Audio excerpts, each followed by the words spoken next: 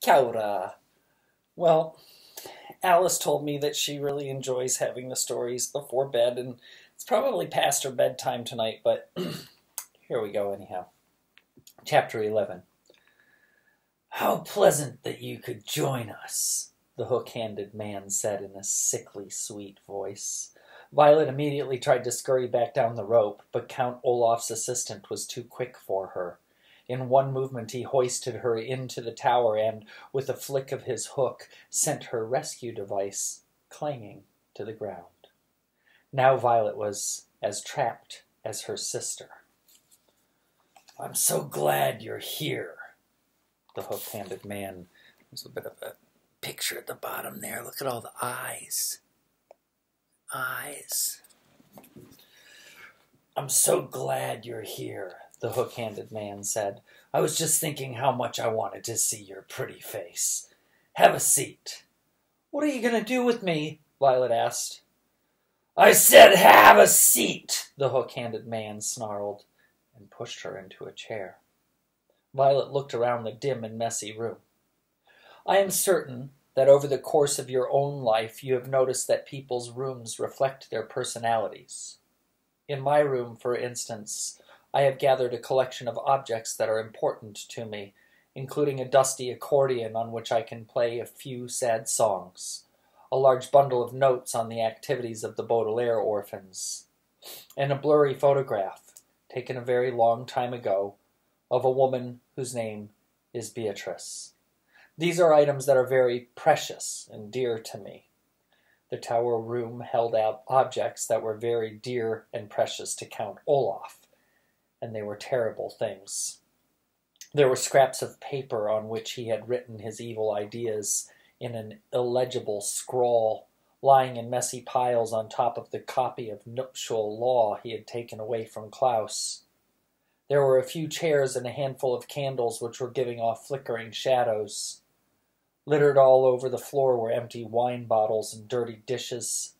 But most of all were the drawings and paintings and carvings of eyes, big and small, all over the room.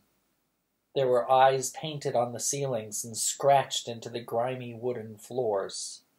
There were eyes scrawled along the window-sill, and one big eye painted on the knob of the door that led to the stairs. It was a terrible place. The hook-handed man reached into a pocket of his greasy overcoat and pulled out a walkie-talkie. With some difficulty he pressed a button and waited a moment. "Boss, it's me," he said. "Your blushing bride just climbed up here to try and rescue the biting brat." He paused as Count Olaf said something. "I don't know. It was some sort of rope."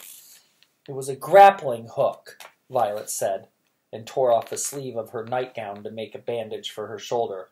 "I made it myself." "She says it was a grappling hook," the hook-handed man said into the walkie-talkie. "I don't know, boss." "Yes, boss." "Yes, boss, of course I understand she's yours." "Yes, boss." He pressed a button to disconnect the line and then turned to face Violet. "Count Olaf is very displeased with his bride."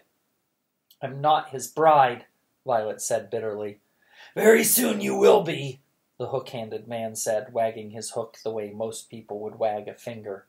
"In the meantime, however, I have to go and fetch your brother.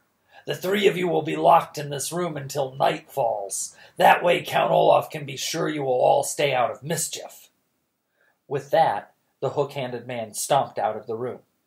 Violet heard the door lock behind him and then listened to his footsteps fading away down the stairs. She immediately went over to Sunny and put a hand on her little head.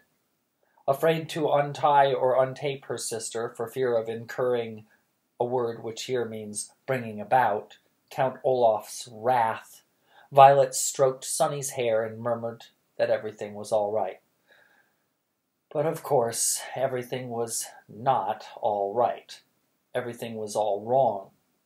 As the first light of morning trickled into the tower room, Violet reflected on all the awful things she and her siblings had experienced recently. Their parents had died, suddenly and horribly. Mrs. Poe had bought them ugly clothing. They had moved into Count Olaf's house and were treated terribly. Mr. Poe had refused to help them. They had discovered a fiendish plot involving marrying Violet and stealing the Baudelaire fortune. Klaus had tried to confront Olaf with knowledge he'd learned in Justice Strauss's library and failed. Poor Sonny had been captured, and now Violet had tried to rescue Sonny and found herself captured as well.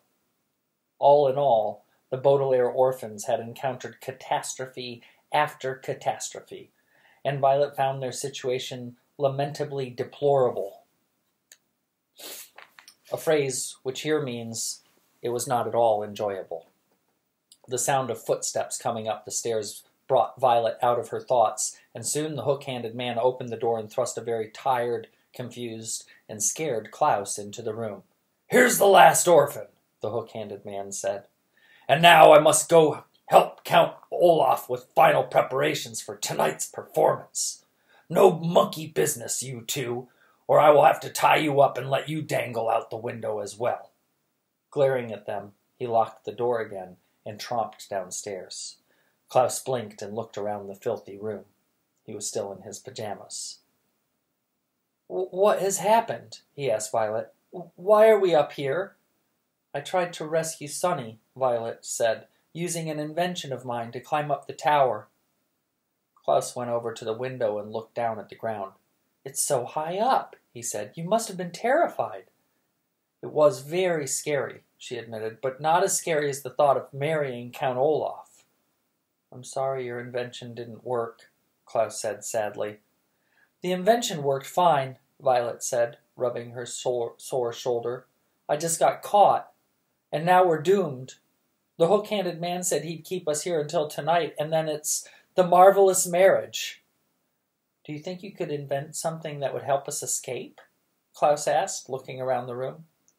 "Maybe," Violet said. And why don't you go through those books and papers? Perhaps there's some information that could be of use." For the next few hours, Violet and Klaus searched the room and their own minds for anything that might help them. Violet looked for objects with which she could invent something. Klaus read through Count Olaf's papers and books. From time to time they would go over to Sonny and smile at her and pat her head to reassure her. Occasionally Violet and Klaus would speak to each other, but mostly they were silent, lost in their own thoughts. "If we had any kerosene," Violet said around noon, "I could make Molotov cocktails with these bottles." "What are Molotov cocktails?" Klaus asked. "They're small bombs made inside bottles," Violet explained. "We could throw them out the window and attract the attention of passers-by." "But we don't have any kerosene," Klaus said mournfully. They were silent for several hours. "If we were polygamists," Klaus said, "Count Olaf's marriage plan wouldn't work." "What are polygamists?" Violet asked. "Polygamists are people who marry more than one person," Klaus explained. "In this community, polygamists are breaking the law, even if they have married in the presence of a judge, with the statement of, 'I do,' and the signed document in their own hand. I read it here in nuptial law." "But we're not polygamists," Violet said mournfully. They were silent for several more hours. "We could break these bottles in half," Violet said, "and use them as knives. But I'm afraid that Count Olaf's troop would overpower us." "You could say, 'I don't,' instead of 'I do,'" Klaus said. "But I'm afraid Count Olaf would order Sonny dropped off the tower." "I certainly would," Count Olaf said, and the children jumped. They had been so involved in their conversation that they hadn't heard him come up the stairs and open the door. He was wearing a fancy suit, and his eyebrow had been waxed so it looked as shiny as his eyes. Behind him stood the hook-handed man, who smiled and waved a hook at the youngsters. "Come, orphans," Count Olaf said. "It is time for the big event. My associate here will stay behind in this room, and we will keep in constant contact through our walkie-talkies. If anything goes wrong during tonight's performance, your sister will be dropped to her death. Now, come along." Violet and Klaus looked at each other and then at Sunny, still dangling in her cage, and followed Count Olaf out the door. As Klaus walked down the tower stairs, he felt a heavy sinking in his heart as all hope left him. There truly seemed to be no way out of their predicament. Violet was feeling the same way, until she reached out with her right hand to grasp the banister for balance. She looked at her right hand for a second and began to think. All the way down the stairs and out the door and the short walk down the block to the theater, Violet thought and thought and thought, harder than she had in her entire life. And there ends Chapter 11. Good night, my friends. Take care.